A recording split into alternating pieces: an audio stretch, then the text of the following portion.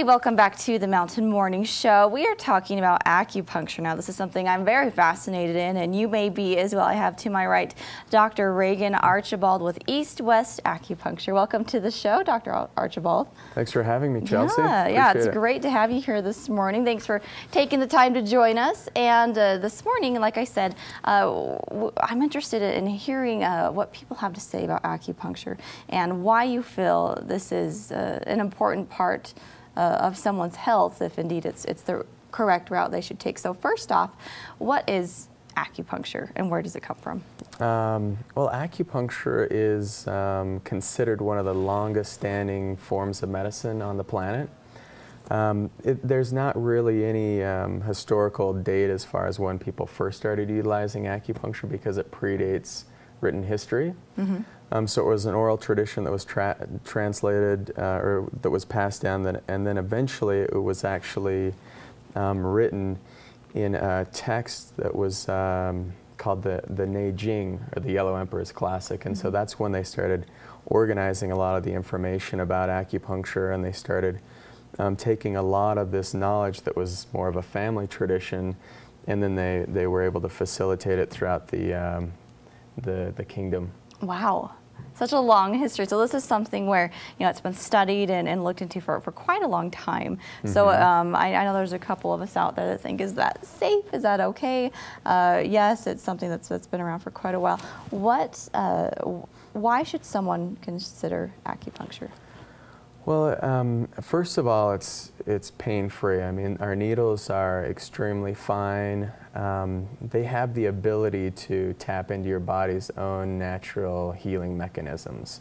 So instead of taking something, you know, a synthetically derived pharmaceutical, for example, you can use acupuncture and get the same kind of physiological response from your brain versus taking something from the outside world. So it's incredibly pain-free. It works in a natural, effective way through your body's own neurochemistry. And then it's extremely relaxing. Like, I have patients who, they come to the clinic, they look stressed. I mean, like the rest of us, they're, you know, they got life going on. They show up at the clinic and they lay down, they get their treatment, and they leave just, you know, they look like a new person. Wow. We call it their shen in Chinese medicine. Their eyes change, their whole vibrancy changes. It's a great way of recharging your body. Mm-hmm. So you explained a little bit about how it works and what it does to your body.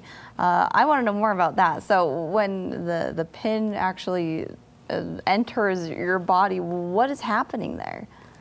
Well, if you were able to do a CAT scan image or an MRI, you can see different parts of your brain light up. So do you mind if I show you a point here? So let's say, for example, you have sugar cravings all the time. How do you know that? I don't know if any of you out there have that, but I can tell. So you just massage this point right here. You feel how tender that is? Yeah. So acupuncture points typically on the body are going to be more tender than other places. And so there's 365 traditional points. Each one of these points correlate to a different organ system in your body. So let's say I put a point here on your shin. That's a point on your stomach channel. So you'd see a part of your brain light up, and then you'd see blood come into your stomach, and it is a great point that would help for things like gastrointestinal pain or cramping or any kind of, if you have an over or an underproduction of acids, that can help regulate the digestive functions. Yeah, similarly, we can work on the adrenals and your hormones down here. So it's a way of accessing your body's own natural response to all the stress in our lives, and it gives your body a pathway to heal from that. That's so fascinating. So super cool, yeah. It really is. And I have one more question on this. So you say, like, the area that tends to be the most tender is where that insertion would be, or you would insert that, or? Well, how we go about getting a diagnosis, Chelsea, is what I'll do is I'll use traditional methodologies. Like I said, Chinese medicine is a medicine of observation, so it's been passed down 5,000 years. So what I'll do is I'll listen to a person's pulse on the radial artery. A normal person's pulse will have a nice even rhythm, nice even flow. Everybody's pulse has different distinct characteristics, and those characteristics allow us to choose the point location. The other thing I'll do is have a person stick out their tongue. a tongue is like a map of the body. So a normal tongue will look like a baby's tongue, but most adults, our tongues aren't normal because we've been eating lots of processed foods, lots of synthetically raised animals.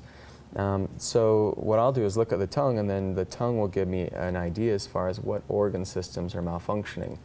Of course, we'll also take symptoms into consideration, but one of the major differences in our clinic or in Chinese medicine is we're treating function versus just the symptoms of the body. Wow. So I could treat 10 people for migraine headaches, and every one of those people will get a different treatment based on what's showing up in their body. Because it's a very unique approach, I think, to every individual, because they have their own needs, their own health history, right. And so you cater that to fit their needs. Totally. So along with that, what are some commonly asked questions or fears that people may approach you with when they're considering acupuncture? So the question I get a lot is, does it hurt? I mean, I do a Japanese style. Well, I have an associate as well in my clinic, and the needles are extremely fine. The acupuncture needles can actually fit through the hollow part of an injection needle. So it's extremely pain-free. That's a question. There's a recent survey that said 60% of Americans would not try acupuncture because they're afraid it will hurt. Wow. So we all have this negative association with needles. So if that's anyone's fear out there, then it's pretty pain-free. The other question I get asked a lot is, what kind of conditions does acupuncture treat?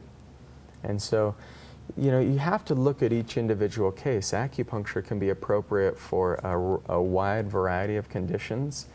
The National Institutes of Health, back in 1997, they put a lot of time and money into comprehensive studies on acupuncture, and they showed it to be effective for common complaints like tendinitis, low back pain, digestive issues, fibromyalgia. I mean, the list goes on and on. So the difference between acupuncture is we're not necessarily treating your condition per se or your disease. We're treating the function of your overall body so your body can heal itself from that disease. In the West, we've been really conditioned to believe that there's this magic pill that we need to take for our particular symptom. In Chinese medicine, that one symptom could relate to several different organ systems, and so we're just looking to utilize whatever organ system's necessary to balance the body out. Wow, such a fascinating process, and it's so much involved with that. Where can people go to get more information about what you do? They can go to our website, and our website is acueastwest.com.